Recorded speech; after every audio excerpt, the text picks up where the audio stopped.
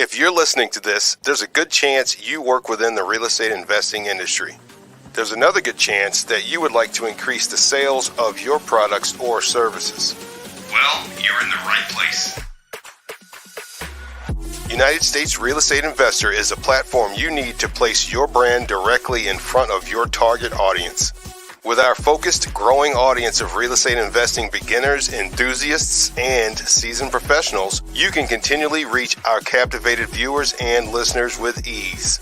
To learn more or to get started today, just visit UnitedStatesRealEstateInvestor.com/advertising. That's UnitedStatesRealEstateInvestor.com/advertising. Get ready to increase your brand awareness and your bottom line.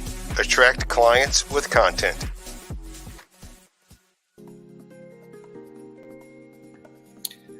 Welcome to This Month in Real Estate Investing. In this episode, we'll be covering a variety of real estate investing news items, including from flip to flop, home flipping takes a dive, marking fastest decline in 15 years. Could AI replace real estate agents? And Opportunity Zone extension likely on hold until 2025. Don't forget, you can join the live conversation with your thoughts and questions on Facebook and YouTube during the show. And excuse me, all this and more on this episode of This Month in Real Estate Investing. Let's start the show.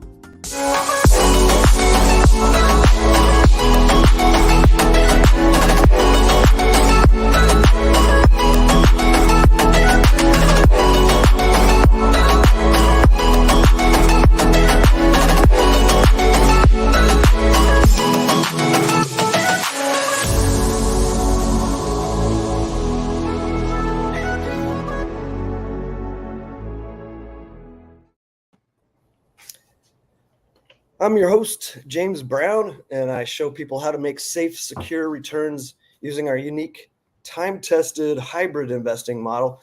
Go to hybridinvestor.vip to learn more. Add the www if it doesn't pop up for you in your browser. If you're watching live, again, feel free to comment and ask questions. Our guests today are Tomas Garcia, Joey Gumataotao, and Chris Logan. In that order, why don't you guys introduce yourselves, share a little bit about your background and the types of investing you guys focus on.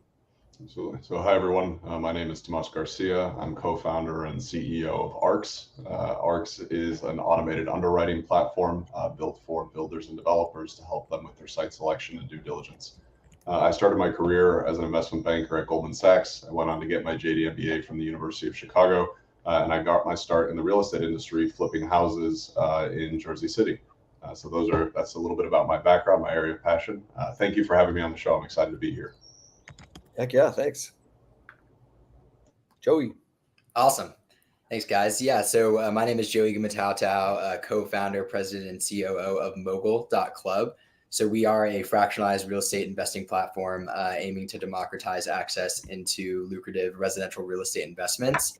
A little bit of background about myself. So I started off my career at Goldman Sachs as well, actually, in the merchant bank, was doing private equity and real estate investing for 4 years, kind of up and down the capital stack, both equity and debt, across a really wide array of product types, but had a specialty in single family rentals. So aggregate strategies, built to rent, and then also multifamily as well.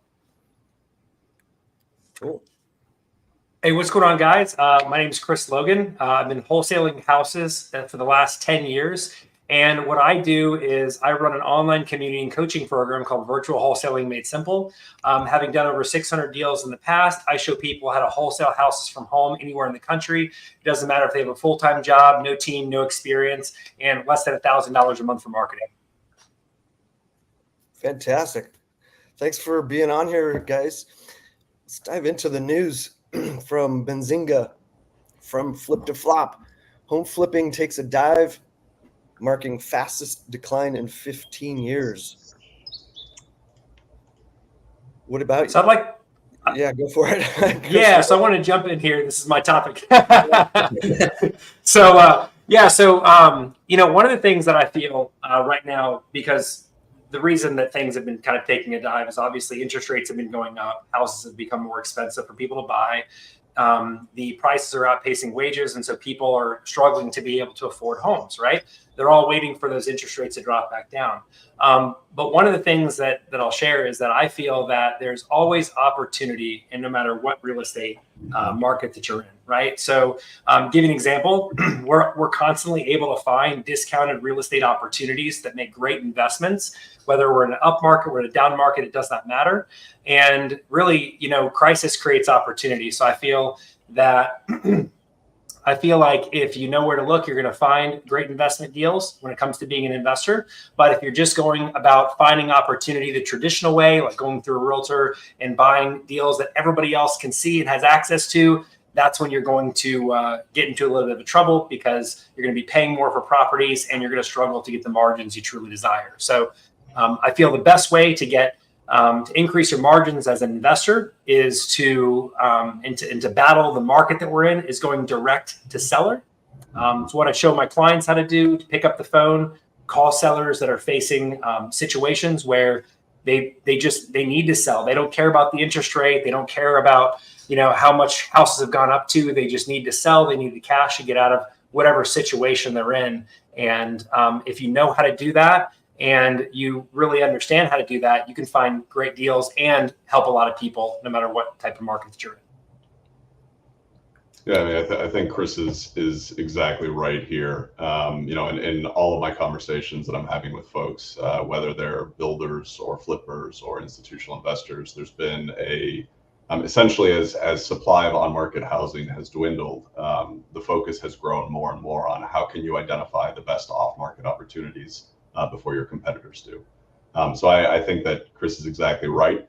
This is where really it's on us as investors to get creative and try to think of how we can identify or how we can build our funnel in a way that that is different from maybe how we've historically operated, where we've been looking for deals on the market. In the acquisition space, the majority of the profit, right? The majority of the profit on any good deal is made on the acquisition. So the better that you can get at building your off-market funnel, the better you can get at mitigating your risk and continue to be profitable in a tough market environment. The other thing that I would say, just quickly to touch on data points, I think one of we can't overlook the importance of the spike in material costs as affecting the bottom line for ROI on these flip products, right? So we had supply chain disturbances over the last couple of years. I believe material costs are up 40%, really over the last, from 2020 to 2022. And I think that a really good data point actually is that we're seeing those material costs stabilize. So historically, those costs have grown at around 3% year over year.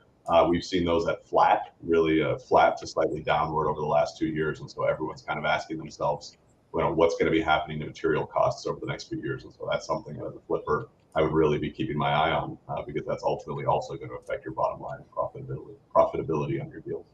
Absolutely. Yeah. I mean, I couldn't agree more with both Chris and Tomas's analyses. I think real estate generally, especially on the investing side, right, is always split into operations and kind of capital markets, right, back end sales, acquisition, as Tomas pointed out. And so when you're relying on the opportunity to achieve a solid cost basis and rely on a good sale at exit, especially when it comes to home flipping, most of that reliance comes from capital markets, right, from demand and sales. And so as Chris, pointed out, right, with higher interest rates today, there's going to be a lot of challenges, or have been a lot of challenges in the near term past with liquidity, with exits on the back end. We're seeing a lot of, cutting in prices more recently. And as Tomas pointed out, obviously material on the builder side from a GC perspective definitely comes into play, as well as labor costs have been high as well. So that's what I would add. Quick thing to add, guys. Would you guys also agree, the big thing about this article, right, it's talking about a reduction in prices since 2022, right? We all know it was happening in 2021, 2022. Mm-hmm. Properties were selling for bananas prices, right? They're saying like $50,000, $100,000 over asking at some points. So it's like, yes, prices coming down a little bit as compared to 2022, but really at the same time, is it really because of the appreciation and the demand was forcing that up so much? So, I mean, I mean, I think that's a great point. I think that the prices have softened since 2022, obviously. And I think that a lot of that is the market is settling out and waiting to see how everyone has a view on what's going to be happening with interest rates over the next year. Me personally, I don't see a lot of downward movement or need to for interest rates to move down over the next year. And so I think that the market right now is just getting comfortable with these higher rates here to stay. And if so, fundamentally one of the sort of the biggest drivers in the real estate market right now is this massive undersupply of housing, right? So we can talk about the supply gap for an entire other show and walk through all the data there. But I think that fundamentally is going to anchor pricing real estate values, residential real estate in particular, at a high floor, right? Commercial is an entirely other space. One of the other things we want to look at on the flipping side is also there's I was reading a recent John Burns research and consulting report that was talking about the supply of homes that make for prime remodeled candidates. Now that supply on an annual basis is typically something around like 20 million homes a year. And they define that as homes between 20 and 39 years of age. Well, guess what? We're sitting here, we're in 2024. So if we think back what was happening 20 years ago, right, we had the housing boom and the lead up to the great crash. So there's actually this forecast that there's going to be actually some very good movement in the supply of homes that would make for good flip candidates. So instead of sort of that 20 million homes a year average, it's expected to rise year over year by about 2 million over the next few years.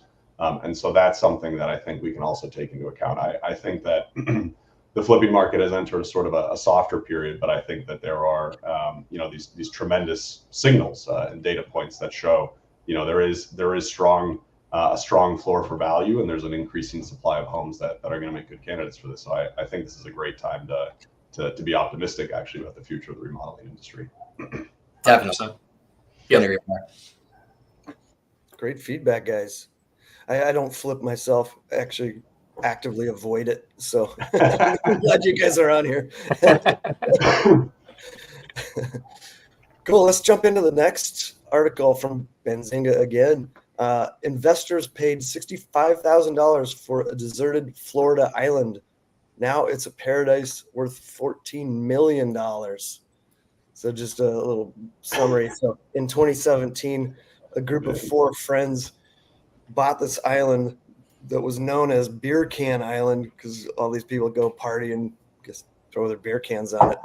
And they came in and totally cleaned it up, made an upscale private club. So that's classic real estate, though. Finding a diamond in the rough, right? Something where one person sees junk and they see a bunch of beer cans piling up on an island, and the other people see like, this is an island, this is opportunity, right? And so they went in, they took a risk, and in real estate, sometimes you take risks like that. I mean, you can get big rewards, and this is just one example of that. I mean, to be able to invest $65,000, clean it up, and then have it listed for $14 million is just totally crazy. But that's just a window inside what is possible with real estate. If you really start to understand it, you get a good handle on it. You can see the opportunity where other people can't. Like, that's where you can make the money. Yep. Yeah. Well said, Chris. I think too, like, a lot of that value is probably derived from the infrastructure that went into it, right? I mean, as Tomas is probably an expert on too, the zoning, the permitting, running a business. It sounds like if there's a club on it, alcohol licensing. I mean, all of that went towards building this now like fully functioning social scene. And I imagine that's where a lot of the back end value comes from. And it looks like they're also trying to unlock some of that value via liquidity, right? With like a token offering, which is pretty wild. Just given the fundamentals have to definitely be there from like a cash flow perspective, future growth perspective. So curious to kind of learn more about how much infrastructure went into that. Well done.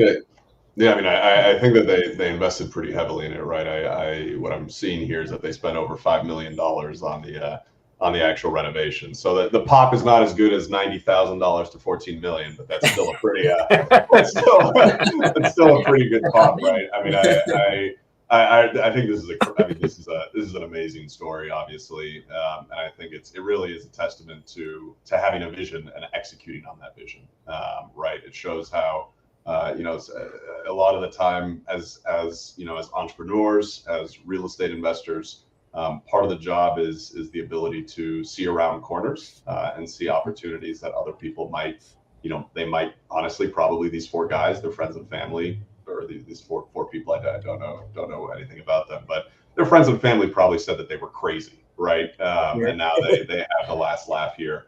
And it's a good reminder that this is what happens when things work out. You get a really, really great news article, and you get us talking about you on a show.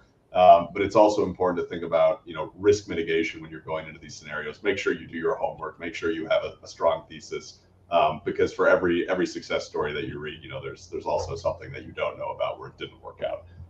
That's actually a really good point you brought up there, Tomas, because I'd be really interested to see what these guys' track record is, right? Like if this is their first big project, they're like, let's just go all out, right? Or did they partner with somebody?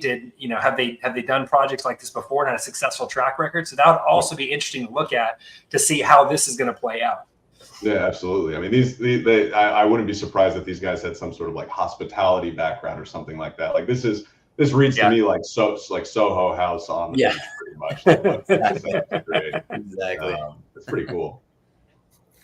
Yeah, I love this one. Well, let's jump to the next article from the LA Times. California is building fewer homes. The state could get even more expensive. And they refer to Ken Cahan, I guess that's how you say it, from California Landmark Group. He was developing luxury apartment complexes and also some income restricted ones as well. Mm-hmm. What do you guys know about the California market?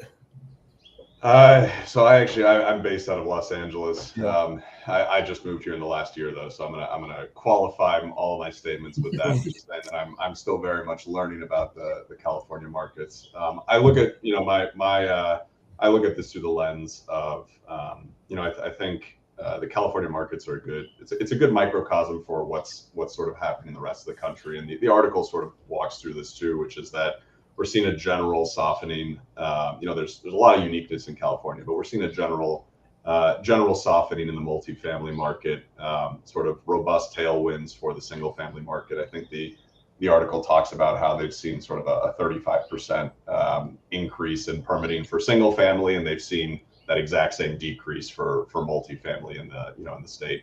Obviously, there's a huge amount of tract development going on in the Inland Empire. So if you're thinking about Riverside County, Ventura County, these are some of the, Inland Empire is one of the hottest sort of single family development markets across the country. And where the article, I think, really, focuses in and nails in on one of the things that I see a lot, happening in real estate is a lot, we have this housing supply crunch. There is a temptation to legislate your way out of that crunch.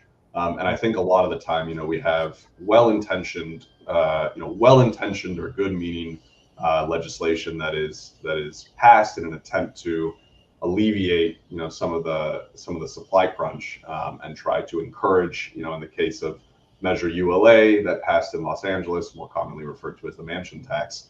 There's an attempt to alleviate housing costs, incentivize the construction of missing middle housing. And oftentimes, that well-intentioned legislation just has unintended consequences. So something that I was surprised by, because you always hear about this measure, and for clarity's sake, this is a measure that imposes a tax on the sale of properties over $5 million, and then it steps up at over a $10 million sale. And you hear this referred to as the mansion tax. When I first heard about this, I thought that this applied only to residential housing. Surprise! This actually applies to all real estate construction in Los Angeles, right? So this is applying to construction of multifamily apartment buildings. This is applying to office construction. This is applying to everything. I believe I'm correct in saying that. That's what the article says. So if I'm wrong, the article's wrong as well. But that's really just a mind-blowing a mind-blowing intervention in the real estate market, where now you're essentially saying, if you want to build an apartment complex, right, that's probably gonna, if it's of certain size, it's gonna sell for more than $5 million in its totality, right? So now you're throwing on top of that sale at least a 4% tax that's directly hitting the bottom line of the developer. You've just made it immensely harder for developers to deliver more units to housing in an already difficult environment. So it's a little bit of a I think that we could talk about the actual the housing market itself, the implications of the taxes, but what I see here is there's a broader story, which is the importance to actually to really model out what the economic impacts of legislation are and how they affect developers and investors' incentive structures. 100%. Always got to have that bear case scenario. No, yeah. So my family's actually out in the Bay Area. I grew up in the Bay Area.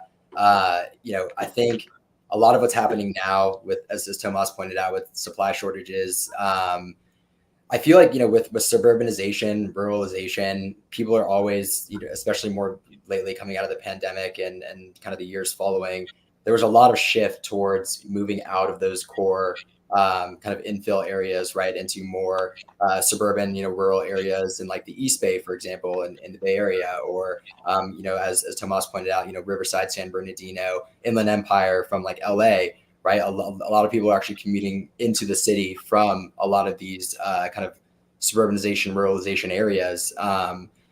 It's interesting because a lot of the things that are happening now, even though there is relative softening with pricing coming out of the obviously upswing that happened in home prices post pandemic, there's still a lot of shadow market demand. A lot of places that like San Francisco and LA have all cash buyers that are willing to come in and swoop up these homes that are still listing for under 30 days on average within the city. And even though there is softening on some prices, a lot of these owners as well have been, sitting on these homes for years. Most of them are already paid off from a leverage perspective. Their mortgages are paid down.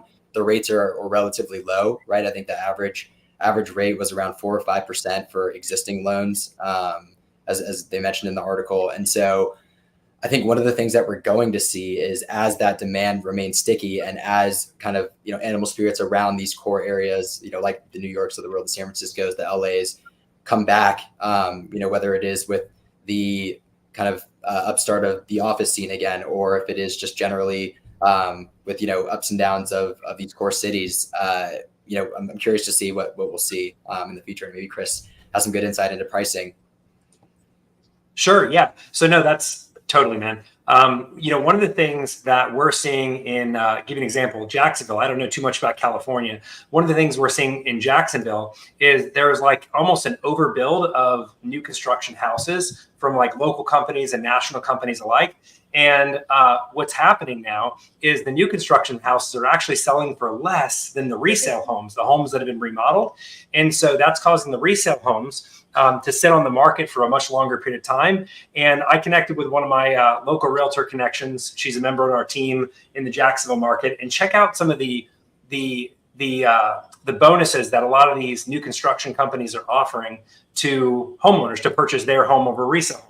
Give an example: 6% closing costs, paid rate lock to 4.375%, and you get to pick the closing date. Right.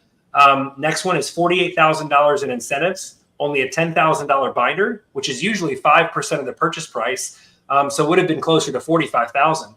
$25,000 off lot premium, $15,000 extra incentives on top of the $15K already offered. So it's very interesting to see what's happening in just different parts of the country.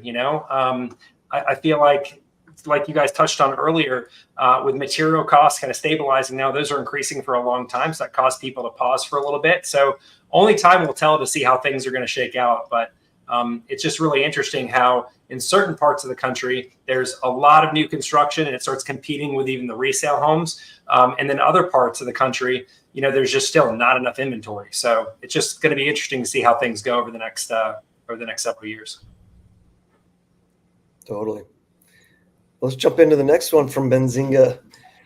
If you're in desperate need of an affordable house, Baltimore is selling them for $1.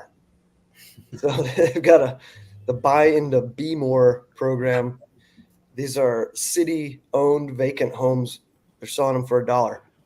Of course, there's rules around it. So, and again, these are underprivileged neighborhoods, probably similar to opportunity zones, which we'll talk about as well.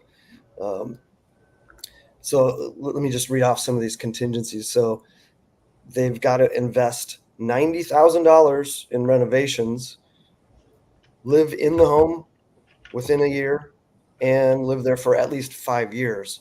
So that's definitely a specific group that's going to be able to do that, obviously. So you want to jump in on that one? This is kind of similar to something that HUD did in Florida, where they did $100 homes. And so very, very similar to that. But again, there was restrictions on there. You'd have to be a nonprofit to be able to buy the property. And there was a lot of other restrictions on there. I don't remember all the others, but I do know that you had to be a nonprofit. They were not open to investors. But, anytime you have a program like this, there is going to be people that are going to be out there. They're going to be like, man, if I could get a house for $1, if I get a house for $100, maybe they create different entities and they figure it out, and they try to work the system a little bit. But I think this could be a great opportunity to revitalize those areas that are a bit rough and to get more improvement going in there, getting those houses that have been sitting vacant, maybe boards on the wall, boards on the windows, remodeled and looking better, just to make that whole area better. So I think programs like this are really great when the local government's willing to do it. So only time will tell how this is going to go. Yeah, I mean, I see that. I read this article and I think it's an exciting idea. It's kind of one of those that we're going to have to see how it plays out. I don't think that it's it just based on the restrictions, it's not really relevant from it's not really relevant from like a flipper or investor perspective, because obviously there are restrictions on this that bar you. What I would be curious to see is, and actually, Chris, I don't know, maybe you have some knowledge. This is the first time hearing about that HUD program in Florida. How long has that been in? Has that been around, and has that been viewed as a success to your knowledge? I don't know if you know about that. Yeah, no, I don't know too much about it. I just know that it's been around for a long time. And I remember, because when I first got into real estate 10 years ago, HUD homes were a thing, right? Like a lot of investors were flipping HUD homes. And that was just one of the types of sales that they had. And investors were not allowed to bid on them. You had to have a nonprofit, and you had to prove that you had a nonprofit and all that. And so there's a lot of hoops. But that kind of a thing, it creates opportunity for people where maybe they couldn't buy the house outside of that, or if a nonprofit buys, it allows them to create opportunity for others. But the whole area benefits as a whole, because when they renovate that property and make it into from an old rundown property, maybe has squatters in it, now it's a beautiful property, and they can just start doing that in multiple houses in the neighborhood. Values come up, the quality of the quality of the demographic there goes up, and it just improves the whole community. So. No, it seems very promising. One of the things that I would be interested to see how it plays out. The restriction, the requirement that you invest $90,000 to renovate. That's a steep requirement, because you're thinking about it. If you have $90,000 of cash sitting around, I'm just going to use a 20% down payment. That's getting you theoretically into a $450,000 home. And I think that the article mentioned that the average home price in Baltimore is $257,000. So it's kind of again, it goes back to this, like, what are the incentives when we're putting in place these legislation? Who are these laws really for? Because I'm curious to see how that $90,000 restriction actually impacts the success of this plan. Maybe there are some financing alternatives, right? Like maybe there's a financing program that we're unaware of that's not discussed in the article, and that would tip it over the edge to say, well, wait a second, if I can finance the majority of that $90,000, now we're talking, versus if I have to have $90,000 in cash. well. That's a different type of program. Sorry, Joey, I didn't mean to cut you off there. Oh, no, not at all. I completely agree. And that's actually something I was going to point out to you, Tomas, is like that $90,000 is really no small chunk of change. And if you're thinking about what that looks like on a margin of the home values there now, like that $250,000 range, like I'd be really curious to see how that translates into value increases market wide, right? Because that takes time. And we've seen case studies with different revitalization efforts in several cities, like, Chris cited, and then also, there were some in Dallas. There have been several around Southern California. There was one in Houston. They all took years before, you could actually see some tangible upswings in like what those prices looks like. So it really all comes down to the incentives, but full support of like the free market revitalization efforts. I think it's an incredible opportunity, but yeah, very curious to see how that will play out. Fantastic. Hey, let's just take a break and hear from our first sponsor. Join renowned note investor and host Nathan Turner at the 9th Annual Diversified Mortgage Expo in the heart of Music City, Nashville, Tennessee. This May 31st through June 1st, experience the world of note investing at the DME Note Investing Conference. Across 2 action-packed days, engage in 18 informative sessions covering everything from first and second lien mortgages to seller-financed paper and institutional loans. Whether you're a seasoned investor or just starting out, the DME 2024 is your gateway to learning from industry leaders. Hosted by DME organizer Nathan Turner at the Hilton Nashville Airport Hotel, enjoy a venue that's perfectly tailored for learning and networking, with quiet seating areas ideal for one-on-one meetings. And outside the conference space, feel free to explore Nashville's rich heritage and vibrant culture. Don't miss out on the opportunity to network with hundreds of investors, institutional sellers, industry experts, and high-quality service providers. Grow your knowledge, expand your network, and elevate your business. Act fast by April 30th to take advantage of early bird ticket pricing. It's not just a conference, it's where the note industry meets to learn, network, and grow. To get your tickets now, visit UnitedStatesRealEstateInvestor.com/DME 2024. That's UnitedStatesRealEstateInvestor.com/DME 2024. The Diversified Mortgage Expo. Learn, network, grow. See you in Nashville. All right. Yeah, Nathan Turner, who's putting that on, he's been a guest on our show a couple times. He knows what he's talking about. So if you're, especially with the note investing. Very cool. All right, let's get back to the news from Las Vegas Review Journal. Could AI replace real estate agents? So I'm a licensed agent. Are either of any of you guys licensed agents? And what do you think? Oh, you are, Chris? You're on mute, Chris. Oh, yeah, you're muted. Here we go. I feel that AI is going to be more so a tool that is going to help realtors become more efficient and be able to serve their clients better. I feel the agents that are in fear of AI replacing them as a direct contact with sellers and buyers, and it's going to take them out of the picture, is just, that's totally crazy. That would never happen. The ones that use AI and say, I'm going to use this as a tool to make doing business with my clients better and help them, service them better, are the ones that are going to thrive. The ones that are just kind of stuck and worrying for their jobs, they're going to fall by the wayside anyway. So that's really what I feel. The person that is beta testing this, they're a broker. So they're not looking to replace their own job, and again, AI still has to be told what to do in a lot of ways. So if you can tell it what to do and you know how to do it, you know how to work with it, you're really going to thrive in this new economy that we're going into. Because again, setting up manual property searches and handling conversations, that's like really quick conversations that are very, very basic. It's going to save the agent time, allow them to service more clients, and like I said, get answers faster to their clients they have anyway. So I think AI is going to be a huge plus for realtors and all businesses. It'll be a great supplemental tool, and honestly for education too, right? Like I went through the home buying process for the first time about 4 years ago, and honestly I had no idea what I was doing, right? I had this background in real estate, study economics, and had essentially no practical knowledge of the home buying process. So I think that the education that'll come with that, right, of having like a chat tool, for example, that can just kind of give you all of the know-how answers of like what to do when navigating through a transaction is going to be incredible.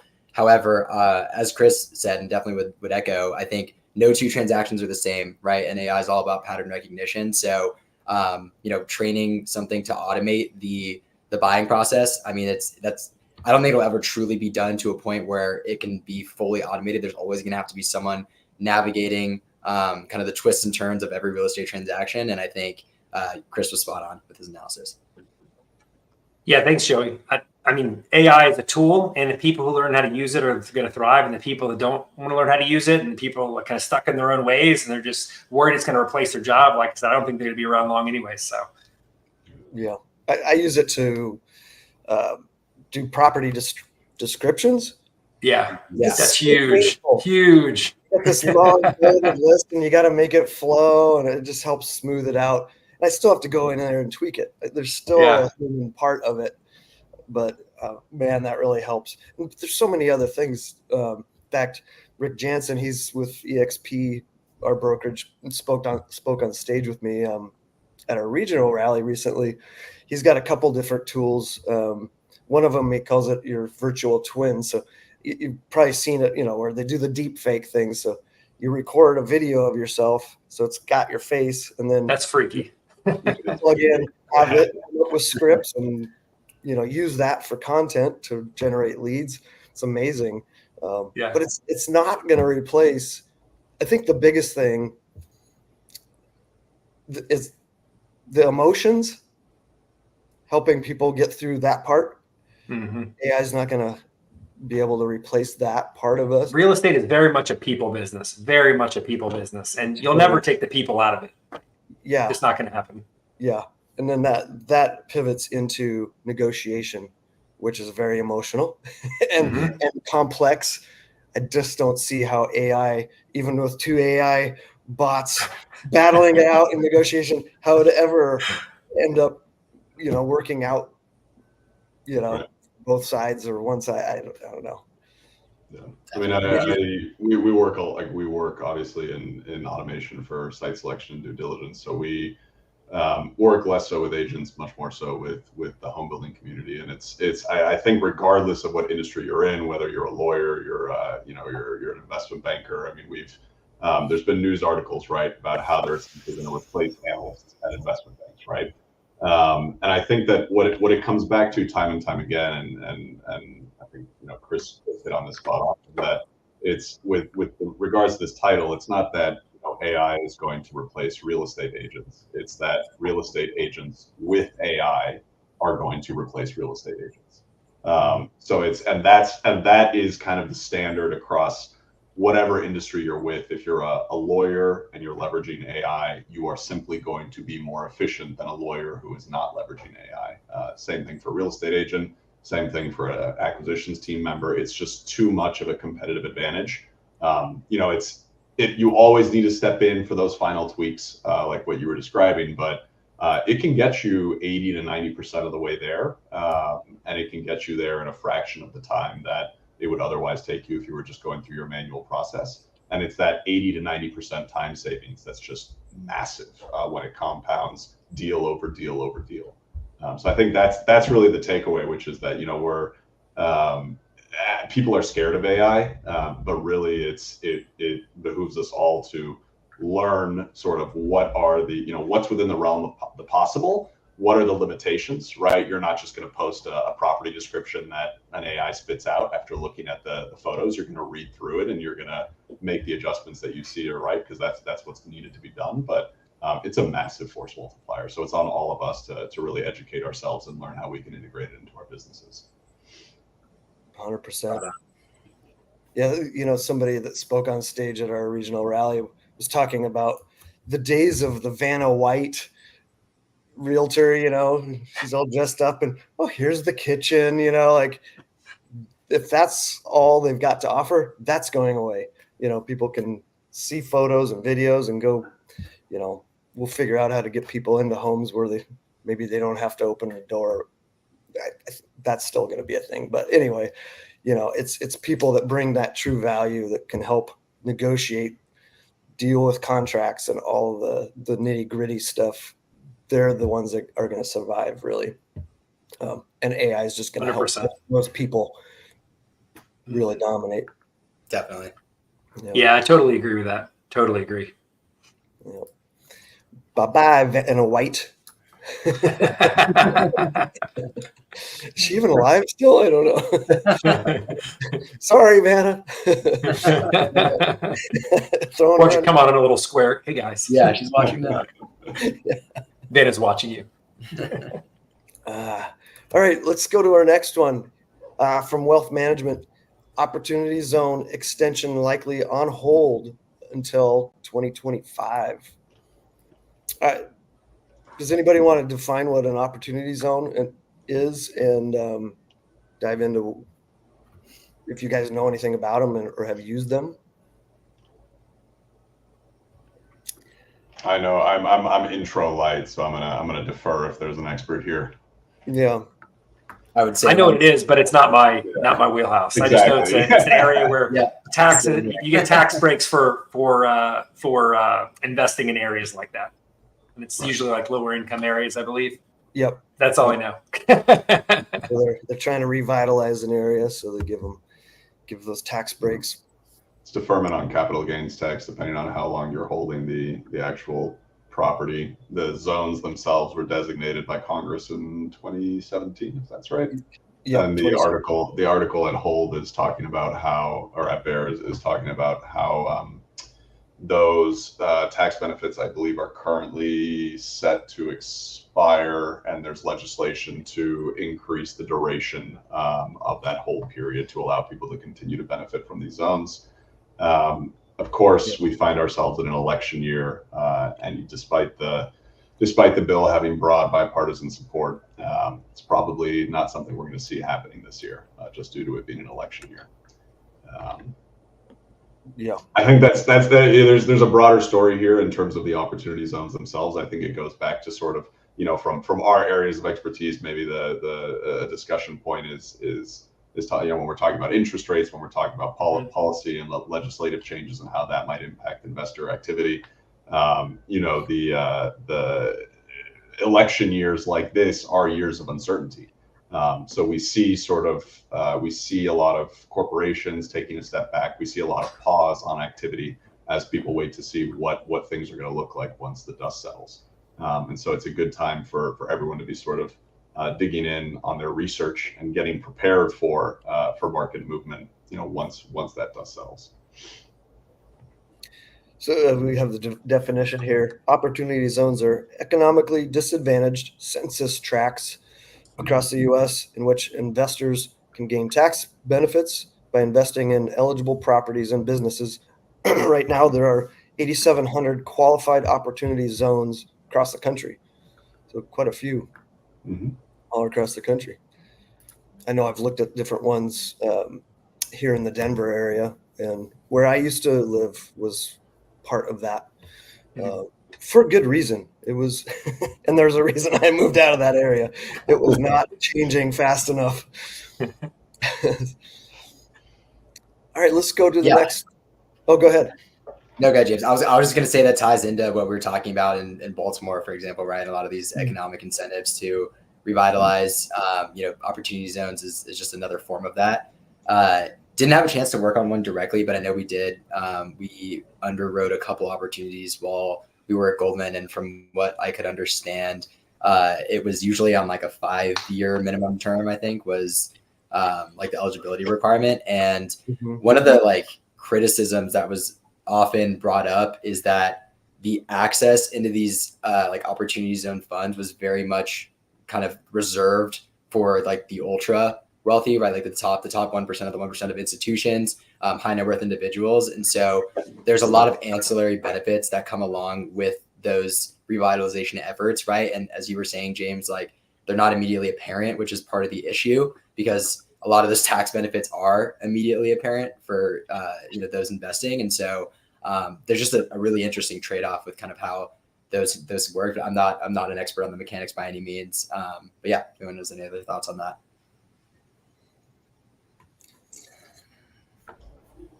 Let's see. Let's jump into the next one. Oh, did somebody have something? Okay. NBC6 South Florida news. A new real estate trend. Shopping malls converted into residential units in South Florida. Of course, this comes up every month recently. So I think this is a really good thing. It's going to be sad to see shopping malls go away. I mean, when I was a kid going to the mall, and that was just a thing you did, right? And eventually, I feel shopping malls are all going to go away, but I feel turning them into like mixed use is a really good thing, where you have like, condos there, you have restaurants, you have a space that you can go and hang out. We're seeing a lot of these transitions here in Tampa, where I live, right? There's a Westfield Mall in Tampa that they're basically tearing it down, and they're turning it into like this mixed use area. And it's just going to be a nice place to go to, where you're going to have restaurants there, you're going to have people who can live there. And I feel like it's going to offer a different type of living for people, and different types of entertainment, and I think it's just really going to revitalize areas, and going to be much better than having a mall that's like half empty, or they put all these random stores into that people are like, why is that even in there? And instead, it's going to have a place where you can bring people together and just have a different experience. So I think it's a really positive thing than having a big empty building just sitting there, because there's not much you can do with that, Yep. Definitely. Yeah. Tomas touched on it earlier. It's like most of these malls are in prime, like infill locations. So taking advantage of that locational benefit and, converting them into housing, right? Because housing is never going away. E-commerce is taking over, right? In-person retail shopping is very much dying, in my opinion. Certain aspects of it, at least. And housing is never going away. So totally agree with that. 100%. Yeah. And I think that this is a trend that it's not just, the article discusses, like a large scale development, right? Like 5,000 units or something, a massive project. But I think more and more what we're seeing is, from a construction side, where a lot of builders are looking for good infill opportunities, right? Where it's not necessarily a massive project. It's, where is there, struggling retail or struggling commercial assets that, we could reposition into, call it 30 to 150 homes, right? That's becoming more and more popular as time goes on. I was just at the ULI meeting a couple of weeks ago, and that was one of the main topics of discussion there, which is that folks really see there's a lack of good development opportunities. Folks are looking for land that is well positioned, and so I think we're going to see a boom in this area of infill, infill conversions from commercial assets into residential, either single family homes or townhomes. Over the next 6-10 years, this is where the market is heading. Yeah. Yep. Article mentioned a 37% shortfall in Miami's housing inventory. Yeah, that's significant. Yeah, I mean, and that's, sorry, I didn't mean to interrupt. Yeah, I was just to say, if as investors, if we can come up with solutions. Right. No, I mean, that's Miami in particular, that you see this in a lot of coastal cities as well. There's just a lack of buildable land, right? Miami is landlocked. It's got the Everglades, it's got the ocean. There are only so many places that you can build houses. And when you have a top tier city like that, where folks want to live there, they want to move there. To Joey's point, housing's always going to be in demand to some respect or another. So it becomes a question of, well, where can we actually build? And I think it's very, very sexy. You see this in the media a lot, where people are talking about how do we convert office buildings into multifamily residential floor plates. I mean, I think that's a great conversation to have. I think that is it's very sexy. I think there is a good business there, but I think that the impact of those conversions is substantially smaller. We were talking a little bit about this earlier. It's substantially smaller than you could actually the impact that could be created through these types of infill opportunities. And so this is really an area that I think you're going to see the market continue to focus on, where commercial assets are repositioned in their entirety. into these mixed-use developments or fully residential communities. Yeah. Any other comments? Okay, from the New York Times, a huge number of homeowners have mortgage rates too good to give up, as we're all well aware. Oh boy. They're calling it the locked-in effect. I think people who need to sell are going to sell regardless, right? Life happens. People get relocated for jobs. People need money. Life events happen. I feel like the people that need to sell are going to sell. The people that want to upgrade and want to buy a new home, if the rates price them out of where they want to be, they're going to hold on to their homes for a little bit longer. But at least for what I do with the off-market investment side, the distressed real estate side, interest rates are not really going to impact people too much if you're focusing on the right demographic. So right now, for example, we're seeing is there's 10,000 baby boomers every single day that are retiring, right? Every single day. And a lot of them are selling to downsize, or selling to move in with their kids or other members of their family. And that group of people, they could care less about the interest rate. They care less about appreciation and all that. All they want to do is get, downsize something a little bit easier and save a bit of money. So that group of people, also landlords, people that have owned properties for 15, 20 years, maybe they have an amazing rate, right? They could care less about the rate. So what we're doing right now is we're doing a lot of our marketing towards them, and then senior owners too, because again, they're just people that are primed to sell right now. But people that, got 2% or 3% interest rates during COVID and they're kind of hanging tight to sell, you may have a lot of people holding back, but there's a lot of people who bought houses on impulse, right? Where they bought a house and they're like, because it was the frenzy where they had 10 people and they had to be the highest bid and get it, and they got it. And then they're like, shoot, I really don't like this house. I sacrificed on a lot of things. So I think if people really want to move, they're going to move, right? Because at the end of the day, interest rate is not permanent, right? It's always something they could refinance out of into something else. Interest rates have gone up and down over the years. Time will only tell if it gets as low as it did before. But I mean, at the end of the day, I feel like the people that want to sell, like if there's realtors right now that are like, oh, my business is suffering because I don't have enough clients to work with, or this, that, and the other, they just have to adapt to the market we're in right now. And the move they need to make right now is focusing on the people that want to sell, focus on the people that they can help, and just everybody else will fall in line. Yeah, that is so spot on. I think people always forget that the current interest rates are temporary, right? And you can refinance at some point. Ideally, you want to amortize that upfront cost of, taking out that leverage and origination fees, et cetera, closing costs over a longer period of time. But that's so true. It's all temporary. And if someone's sitting on a low rate right now, that means two things. That means they have likely substantial equity in their property, right? If it's a lower rate from a friendlier credit borrower environment in the past. And then two, obviously that cheap cost of capital on the mortgage side. And the traditional means of liquidity for a homeowner, right, for a seller is you could either, sell or essentially refi, right, in the form of a home equity line of credit, second mortgage, et cetera. There's 100 different ways to do it. But there's like a weird adversarial effect because the cost of capital to take out a HELOC, right, on especially like a shorter term rate, which is probably north of, the prime rate, right? North of 10% plus, whatever, or the prime rate's like, I think 8.25 or something. So then the rate for a HELOC is probably 10% plus, I think, right now. Taking out that expensive leverage against your equity makes zero sense, right? But people are also obsessed with holding on to their low rate on their primary mortgage. And it's like, well, what's the answer? What do you do?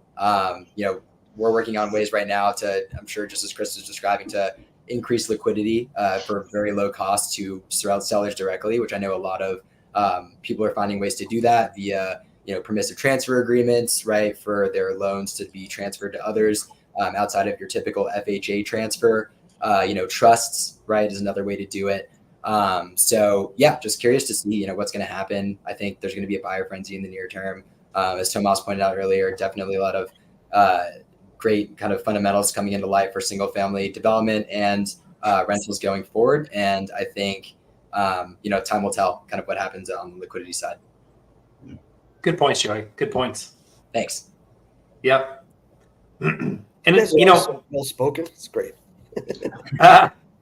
Well, one of the other things I like to touch on here too is this kind of has a theme with the other article we talked about with AI and real estate and people worrying if their jobs are going to be replaced, like realtors saying, is this robot going to replace me? This virtual robot, is he going to replace me and I serve my clients, right?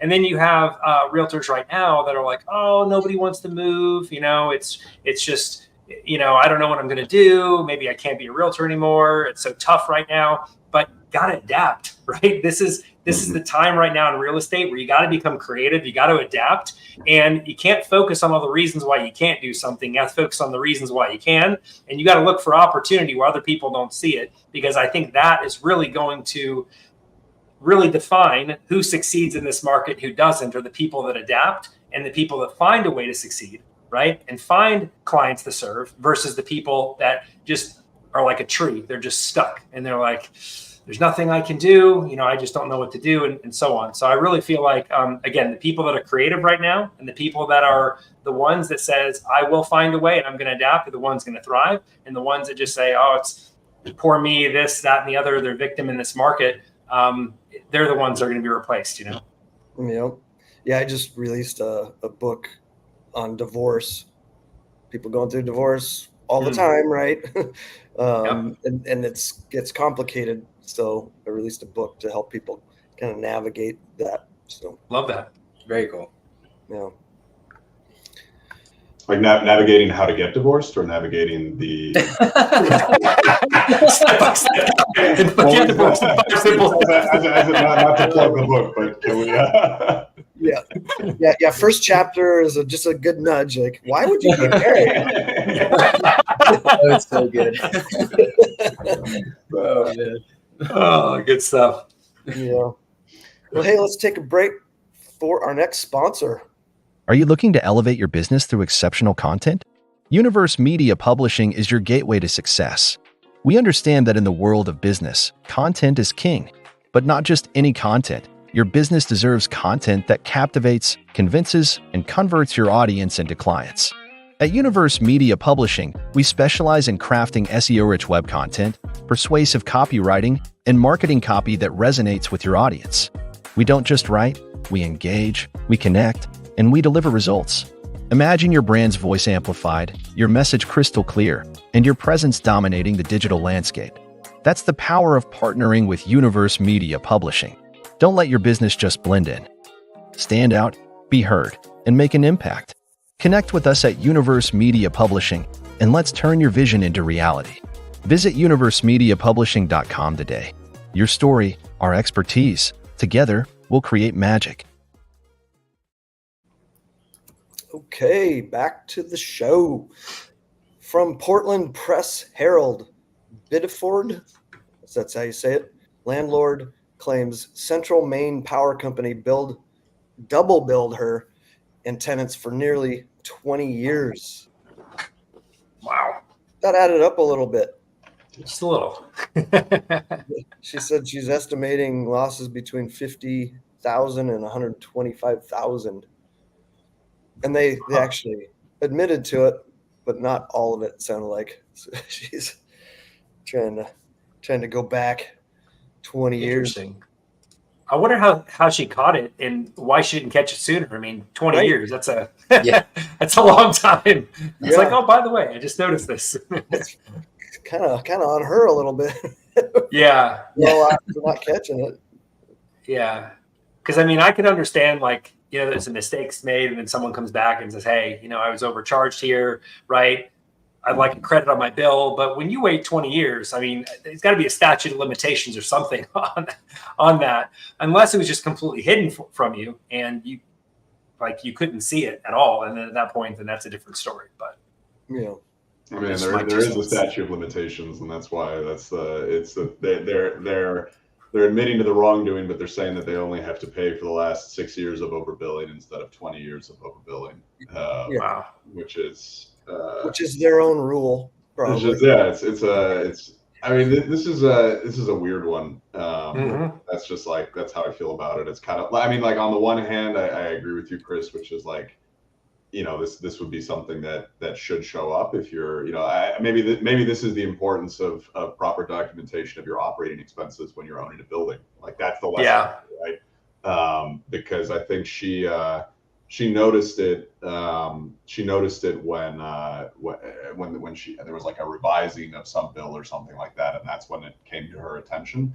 On the other hand, I also don't feel comfortable just saying like, hey, I like how we all get utility bills, right, on a monthly basis. And like probably we all look at it and are like, yeah, that's in line with what it should be on a seasonal basis. But like, I don't know, my utility could be overcharging me by $50 or $25 a month, and probably wouldn't even notice it. I wouldn't know if it was like $25 or $50 a month. And that, like, on the other hand, like that shouldn't be allowed, right? Like we should have protections as consumers against that. So this is it's a really weird story. It's a really interesting article. I'm curious where the courts are going to come out on the statute of limitations and whether or not it does actually apply in this case, because it's just it's a strange one where somebody has admitted wrongdoing and they're like, yep, we overcharged you for 20 years, but we only owe you for 6.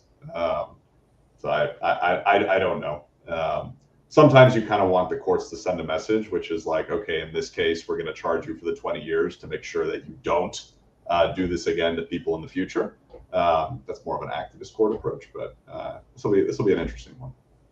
Yeah, I mean, it's funny. I actually saw a news story on like CNN the other day of a similar issue happening with another couple that was living out in Southern California, and it just got me wondering after reading this too, how many people are truly going through that, right? Because just like Tomas said, like I certainly do not double check my utility bill. Like it's like, okay, it's paid. If anything, it's automatically deducted, right? With like from auto bill, auto pay, whatever it is. And then you don't go back and be like, okay, wait, this is exactly how much I use. I also remember reading that elsewhere that there are like a lot of issues sometimes with meters, which is super interesting because they're typically not serviced on a regular basis until homes are transacted, right? So until like ownership changes and need to start and stop services. I know a lot of the servicing on like meters goes by the wayside. So I'm really wondering how much kind of like, delta, right, is truly happening between real usage and what you're billed for. I'm super curious. Let's jump into the next one from Newsweek. California condo sells for about half its value. The housing market rocked. It's painful.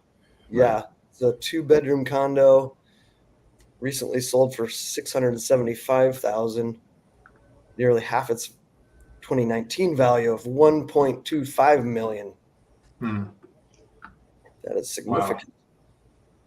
I didn't realize condos are the first things that are going to be affected when the housing market starts to turn, like it's one of the first things that start to go and signal everything else. Right.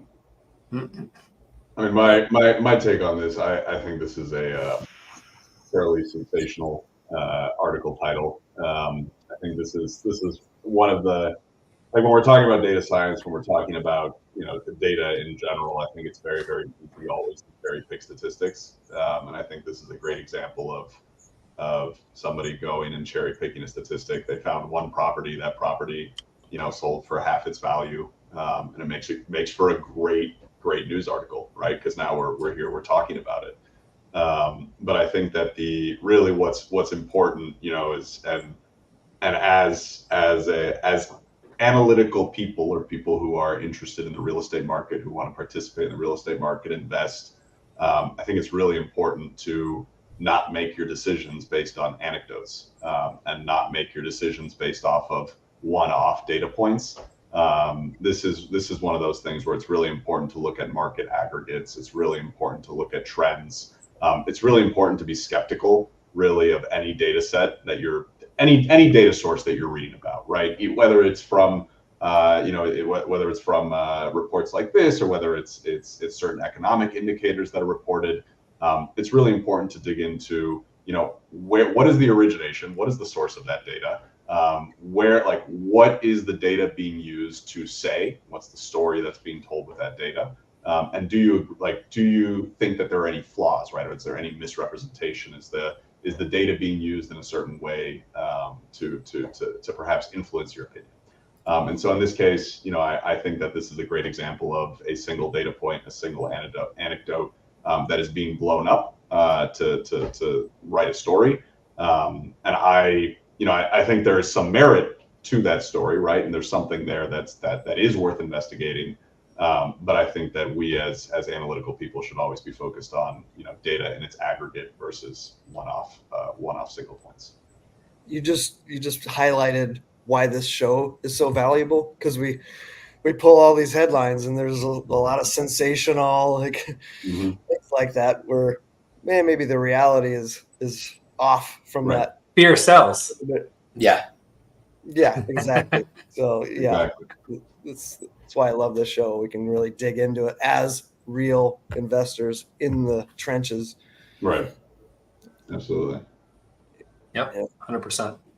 Yeah. Our next article from United States Real Estate Investor: new doom loop. St. Louis, Missouri downtown decline drags on. It says there's a record 2.3% downtown office vacancy rate, reminiscent of broader challenges affecting cities like Baltimore and Detroit. This goes back to adapting, right? A lot of these companies that were downtown, like they have vacant office buildings, a lot of people are working remote, right? Mm-hmm. And so what are they going to do with that office building? Like, how can they, that property owner, like, how can he adapt? Can he turn it into a co-working space, right? Can he turn it into, I don't know, could he turn it into apartments, or could it, like, people just have to adapt right now. This is one of those things where you can say, okay, this is frustrating, this is how it is, but what are we going to do about it? How can we take steps to recover and get out of this situation we're in? Because I feel like more and more companies are going to go virtual, right? Like, think about real estate. Real estate, it wasn't even really too popular about being virtual before COVID, right? Mm-hmm. Typically, from a real estate investor point of view, real estate investors would always meet homeowners at properties, shake their hands, and sign a contract in person with the homeowner, right? And homeowners would be really like hesitant to sign contracts over the phone or do business over the phone, right? But with COVID that happened, and then you had Open Door, OfferPad, all these tech real estate companies coming into the market, doing business virtually and making offers over the phone, it became more acceptable. And now, even in real estate, which is something that's taken a long time to transition to with technology, they're looking at more of like, okay, now you have virtual brokerages, right? So I feel this trend of people that are not going to be going into a physical office building is going to continue. Sure, there's some talks where it's like, are people as productive at home as they are in an office building and so on? But I feel like the costs are not going to be, like, companies can't justify the cost to have a building now with running that building and having a ton of people in the building. I feel like you're going to see, if there are office buildings that are headquarters, they're going to be smaller, and half the time it's going to be vacant, half the time it's going to be full. So only time will tell, but they got to do something else with these buildings than just leaving them vacant.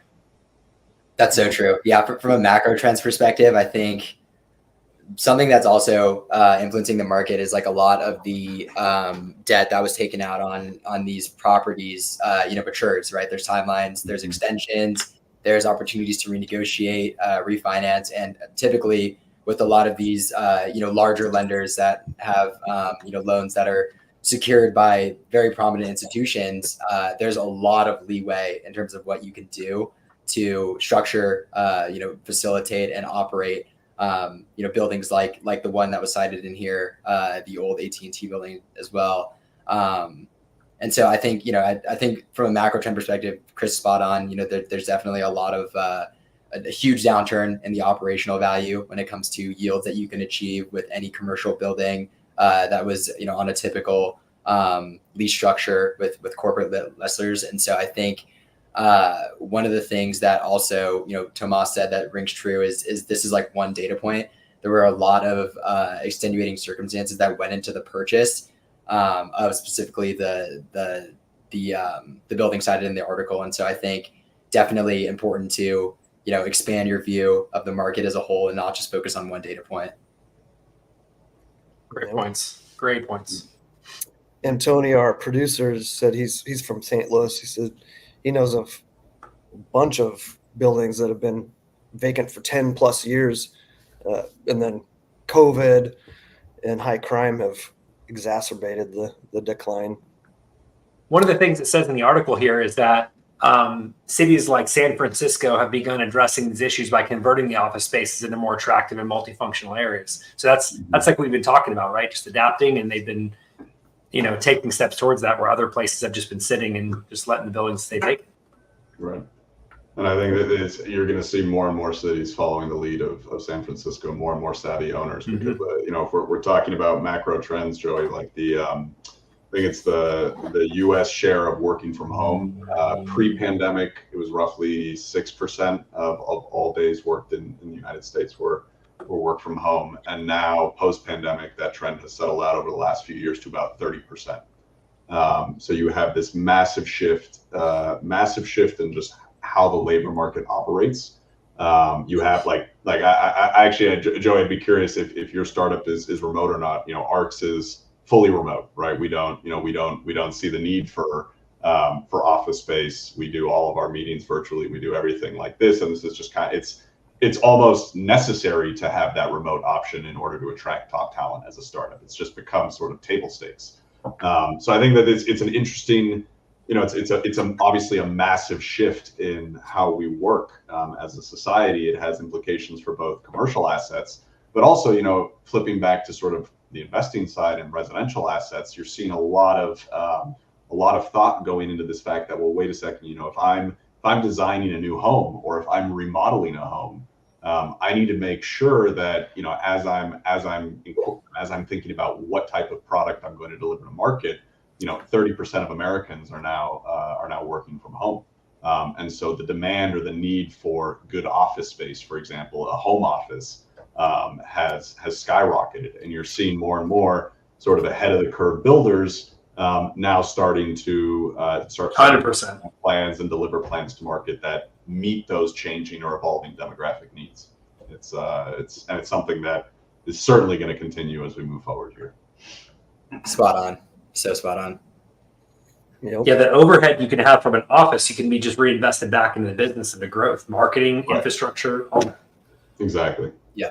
Not having rent as a line item on my pro forma is spectacular. Like, it's, like when you're doing budgeting, like it's remarkable. But that's interesting, like you said, Tomas, about influencing building trends, right? Mm-hmm. Like you see a lot of different trends. Like every 10 years, you see different trends in building, and this is an interesting one, like the expanded home office, or more residential properties are having a home office where they haven't had that before, or maybe haven't had this in a long time. So it's just interesting how local trends in the economy impact even how we live. Yeah, absolutely. Definitely. All right, let's jump into our fun and final news item from Inc. Star psychologist Adam Grant suggests your overall happiness comes down to one life-changing word. And he's talking about generosity, basically. He also talks about getting a helper's high, which activates the brain's reward centers. I feel that's so true. Like the more that you give, the more you position yourself to receive. And giving without a mindset of, oh, I want something in return, but just like authentic giving, like helping somebody, donating something, tithing to your church, like giving without the expectation of getting something back, just the feeling that you get from doing that, like even helping someone who can't help themselves. Like there's a saying that says, you've made a real, like, I think it was like, you haven't really lived until you've done something for someone else that they could never repay you for, right? Mm-hmm. So I had to think about that for a second. But the point is it's about making a positive impact in the world and looking out for more than just yourself. I feel like we're in a very distracted economy right now, where people are too busy to do everything. But really, when you take time to slow down and you focus on what you can do for others, or tithing, or giving to some cause, giving to a cause you're passionate about, it really does make you feel better And as a result, I feel that you're going to be blessed, accordingly. So that is so well said. Yeah, I think we're at a time right now where the wealth gap has never been higher, right? It's never been as much of a delta. I think, real estate especially is just such a great way to democratize access, right? Increase opportunity for investors, whether you're automating the underwriting process, increasing zoning transparency, whether you're offering wholesale services directly to buyers, sellers, whether you're democratizing real estate investing in single family rentals, whether you're providing educational services through podcasting, through media. I think it's super important to be able to contribute. And, we're all here, everyone on the show and most people listening, I assume, are, striving to create value, right? They're creating value for themselves. They're creating value for the economy. And then hopefully they're creating value for others in the process. And I think real estate is just such a great private market asset to be able to do that with. There's not a lot of crazy speculation when it comes to, asset level specifics, like there is in the public markets. There's a lot of control. You can make educated decisions about what exactly you're going to do. You can do the diligence. You can do the underwriting, just as Tomas pointed out earlier. I think it's just such a great tool to allow people to, increase their overall access and ability to kind of achieve gain. Preach.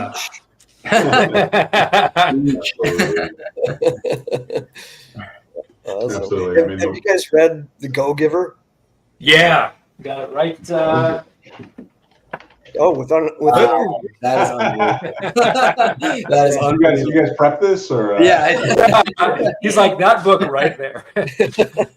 Yeah, I recommend this to all my coaching clients because, coming into real estate for the first time, you don't have a lot of resources, right? And so you have to be about, what can I do for you, right? You can't just approach people with this attitude of, hey, what are you going to do for me? What are you going to do for me? But you approach this seasoned investor who buys 300 deals a year. You haven't even done your first deal, going to him and saying, hey, what's your biggest need right now? How can I help you? Right?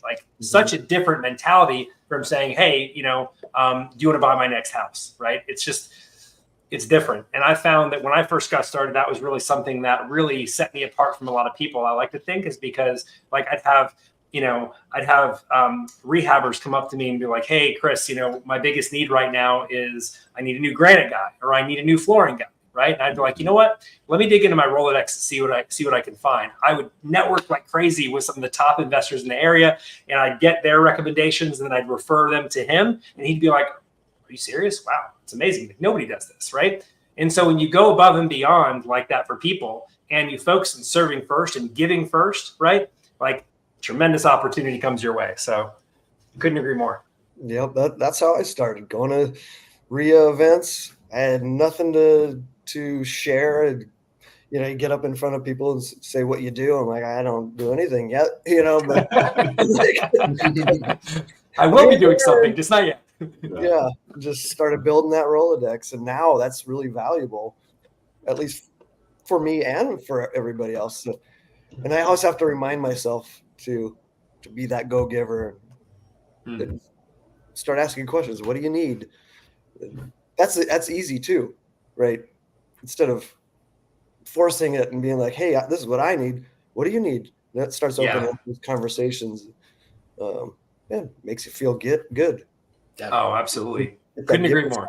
Definitely. Yeah. The helper's high. Yeah. The helper's high. Yeah. I think touching on it just from a startup or business perspective, right? A lot of people think that they should start a business because they're motivated by profit, or they're motivated by making money, and those are the people who go out of business the fastest, because you have to have a reason to get up in the morning, right? You have to have a reason to work as hard as everyone here is working, and a lot of that passion can come from a desire to create social change or social impact. And so I think, what a lot of us are talking about here is how real estate is a terrific medium to create social impact, in addition to creating financial independency and all of that good stuff as well. It's a unique industry in that respect, and so I think that it's something that is in short supply, and everyone who's participating, from the real estate investors to the flippers to the developers to the agents, all of us are ultimately working towards getting people into houses. Like that's what it ultimately translates to, is getting people housed. And so I think that's it's the reason why I get up every day, is because I want to see a world where, everyone who, everyone who wants to be in housing can be in housing. And I think that's something that is sort of just the bottom line that underlines every single real estate transaction. So, it's a little bit less from the day-to-day sort of idea of giving, but I think that having that social mission can be very, very empowering as entrepreneurs, as business owners, as real estate folks. Yeah, Absolutely.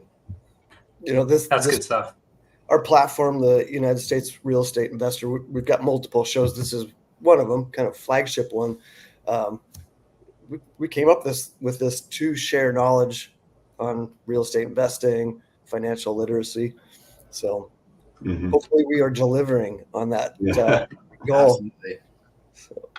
I love the wide range of topics and just how different each one is, and how each person has a unique viewpoint on it and perspective. It really makes you think about these in a lot of different ways than if you had just, read the article yourself and be like, oh, okay, that's good info. Right. But, you got some rock stars here on the podcast, and it's been great hearing you guys' perspectives. You guys amazing perspectives on what you've shared, and I've enjoyed hearing your opinions, and it's made me rethink some things too. So Likewise. Awesome. Sweet. Well, that covers the news portion of the show. I'd like to thank our sponsors, Nathan Turner's Diversified Mortgage Expo 2024 and Universe Media Publishing. And of course, thanks to you guys, Tomas Garcia, Joey Gumataotao, Chris Logan. Appreciate you guys sharing your knowledge and your time. Why don't you, in that order, Tomas, Joey, and Chris, let people know how they can connect with you guys? Yeah, absolutely. So you can find me, email's probably the easiest way to get in touch with me. It's Tomas, TOMAS, at arx.city. You can also find me on LinkedIn, or if you just go to the website, arx.city, you'll see a contact us form there. So, if anyone's involved in sort of the home building, residential development industry, that's my bread and butter, but would love to connect with any listeners regardless. Thank you very much for having me on the show today. I appreciate it. Thank you. Very nice. You can reach me by email as well. Joey at mogul.club. You can also check out the website at www.mogul.club. Feel free to reach out to me over LinkedIn. Likewise, as Tomas said, I'm sure Chris will say, would love to connect with anyone, talk about opportunity, increase educational opportunities, and really appreciate everyone being on the show and having me on the show as well. Fantastic. Awesome. No, James, thanks for having me on. I appreciate it. If anyone would like to get a hold of me, you can follow me on socials at Chris Logan, REI, CHRISLOGAN, REI, for real estate investor. And if you'd like to learn more about, coaching one-on-one with virtual wholesaling and how to wholesale houses from home anywhere in the country, make your first 20K in 90 days, you can go to virtualwholesalingmadesimple.com, apply for coaching, fill out the form. And if I like what you have to say, I'll consider bringing you on as a client. Fantastic. Thanks, guys. I'm your host, James Brown, and I show people how to make safe, secure returns through our unique, time-tested hybrid investing model. What that is rent-to-own investing. So we're helping people become homeowners. It warms my heart. Go to hybridinvestor.vip to learn more and add the www if it doesn't pop up for you. Also, huge thanks to our producer, Antonio Holman, with United States Real Estate Investor. Follow and subscribe to This Month in Real Estate Investing on YouTube at youtube.com/at United States REI, or your favorite podcast app. It goes out to all of those.